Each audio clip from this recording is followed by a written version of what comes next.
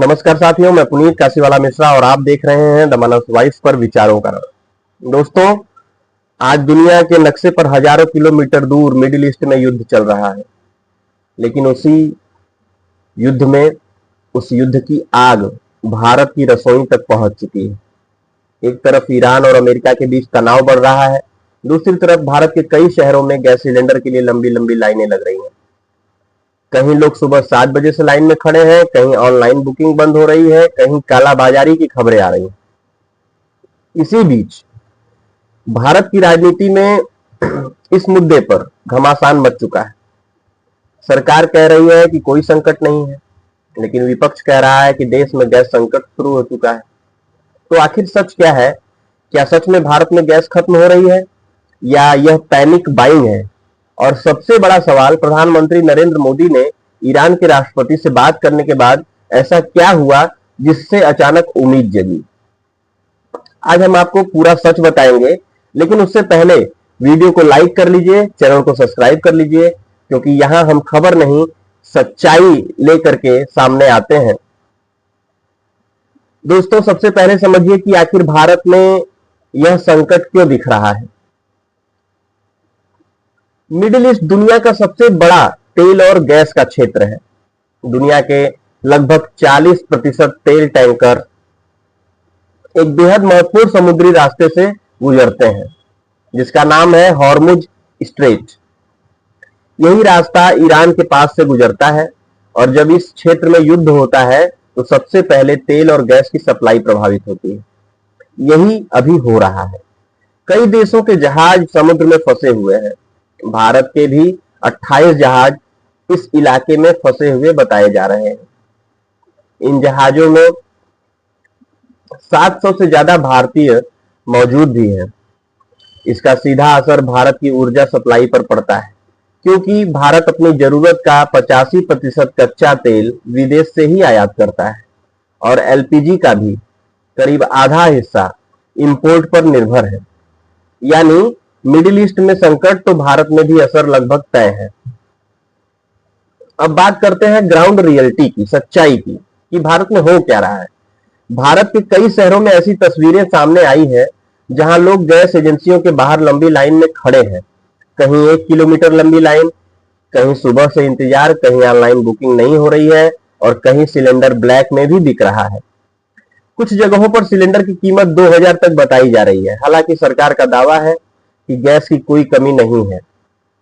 सरकार के मुताबिक सामान्य दिनों में लगभग 55 लाख सिलेंडर रोज बुक होते हैं, लेकिन युद्ध की खबरों के बाद यह संख्या बढ़कर के 75 लाख हो गई है। यानी 20 से 25 लाख से ज्यादा अतिरिक्त मांग बढ़ चुकी है। अब सोचिए, अगर अचानक इतनी डिमांड बढ़ जाए तो कुछ जगहों पर कमी दिखना तो स्वाभाविक है। अब सरकार कह रही है कि यह संकट नहीं है, पैनिक बाइंग है, लेकिन विपक्ष सरकार को घेर रहा है। विपक्ष का कहना है कि अगर संकट नहीं है, लाइनें क्यों लग रही हैं? अगर संकट नहीं है तो लाइनें क्यों लग रही हैं? अगर गैस पर्याप्त है तो बुकिंग क्यों बंद हो रही है? अगर कोई समस्या नहीं है तो केरोसिन और कोयले की सप्लाई क्यों बढ़ाई जा रही है? यानी सवाल भी है और सरकार की दलील भी है। असलियत शायद इन दोनों के बीच शायद कहीं छुपा हुआ है। कुछ जगह वास्तव में सप्लाई प्रभावित हुई है, कुछ जगह पैनिक बाइंग भी हो रही है, और कुछ जगह जमाखोरी भी हो रही है। एकदम सत्य है ये। जब भी संकट आता है, कुछ लोग मुनाफाखोरी शुरू कर देते हैं, मतलब आपदा में अवसर खोजने लगते हैं। अभी भी ऐसा ही हो रहा है। देश के कई राज्यों में पुलिस ने सैकड़ों सिलेंडर बरामद किए हैं। कहीं 250, कहीं 120, कहीं 55। ये जमाखोरी करते हुए पकड़े गए हैं। कुछ जगह सिलेंडर ब्लैक में भी बेचे जा रहे हैं। यानी जो गैस आम आदमी तक पहुंचनी चाहिए वो काला बाजारियों के पास पहुंच रही है। इसलिए सरकार ने देश भर में छापेमारी भी शुरू कर दी है, और सरकार ने 25 दिन और 45 दिन, मतलब शहर में 25 और गांव में 45 दिन के बाद बुकिंग का सिस्टम भी बना दिया है। इसके बाद ही, इतने टाइम के बाद ही आप अगला सिलेंडर अपना बुक कर पाएंगे, चाहे जो भी हो। अब बात करते हैं सबसे महत्वपूर्ण पहलू की, प्रधानमंत्री नरेंद्र मोदी खुद इस संकट को हल करने में लगे हुए हैं। हाल ही में उन्होंने ईरान के राष्ट्रपति मसूद पेजेश्कियान से फोन पर बात की। इस बातचीत में दोनों नेताओं ने मौजूदा हालात पर चर्चा की। भारत ने दो बड़ी बातें रखी, पहली भारतीय नागरिकों की सुरक्षा, दूसरी ऊर्जा सप्लाई। और इस बातचीत के बाद भारत में ईरान के राजदूत ने एक बड़ा बयान दिया। उन्होंने कहा कि भारत और ईरान दोस्त हैं और जल्द ही भारत को अच्छी खबर मिल सकती है। इस बयान के कुछ समय बाद एक खबर आई कि भारत का एक oil tanker strait of Hormuz पार कर गया। यानी धीरे धीरे सप्लाई का रास्ता खुल सकता है।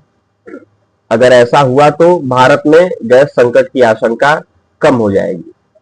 लेकिन फिलहाल सरकार की सबसे बड़ी चुनौती है पैनिक रोकना, क्योंकि अगर लोग डर के कारण अतिरिक्त खरीद करेंगे तो संकट खुद बन जाएगा, ऑटोमेटिक संकट बढ़ेगा। तो दोस्तों, आज की सच्चाई यह है कि भारत में गैस पूरी तरह खत्म नहीं हुआ है, लेकिन युद्ध के कारण सप्लाई पर दबाव जरूर है। और अगर युद्ध लंबा चला तो महंगाई, तेल, गैस सब पर इसका असर पड़ेगा। लेकिन भारत की कूटनीति, सरकार की कूटनीति, रणनीति और अगर सफल रही तो यह संकट ज्यादा बड़ा नहीं बनेगा।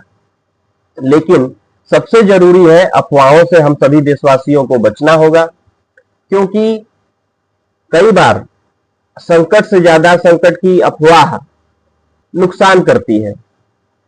अगर आपको ये वीडियो जानकारी पूर्ण लगा हो, अच्छा लगा हो, तो वीडियो को लाइक कीजिए, चैनल को सब्सक्राइब कीजिए और कमेंट में जरूर बताइए कि क्या आपके शहर में गैस की कमी है। मैं हूं पुनीत काशीवाला मिश्रा। मिलते हैं साथियों अगले राष्ट्रवादी वीडियो में। आज के लिए इतना ही। जय हिंद, वंदे मातरम।